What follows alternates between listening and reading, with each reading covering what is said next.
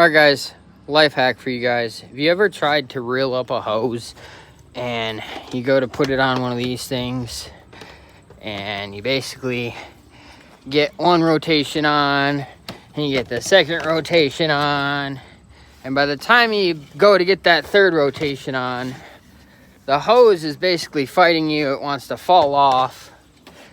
The whole thing is kinked. It just doesn't want to stay. Now this whole thing is just twisted, and it's just, can you get it on? Yeah. Is it fun to get it on? No. I'm gonna show you guys a much easier way that I have found when it comes to wrapping a hose on one of these. So you got the hose, find the end, make sure it doesn't turn on you. So I guess first step is turn off the water.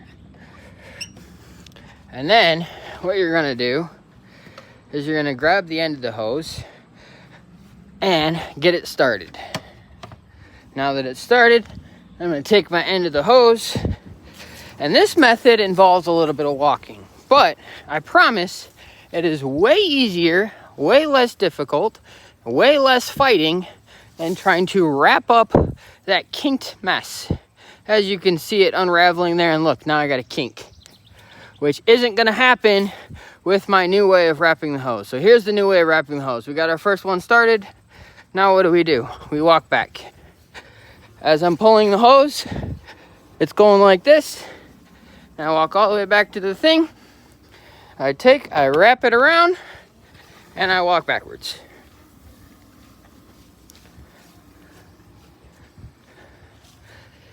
You get to a length where the hose is barely touching the ground. You stop, and you walk back to the thing. I think you guys can see where this is going. Wrap it around, walk backwards, hose at the right length, back to the thing, wrap it around, walk backwards. Every time you're walking backwards, it gets shorter and shorter.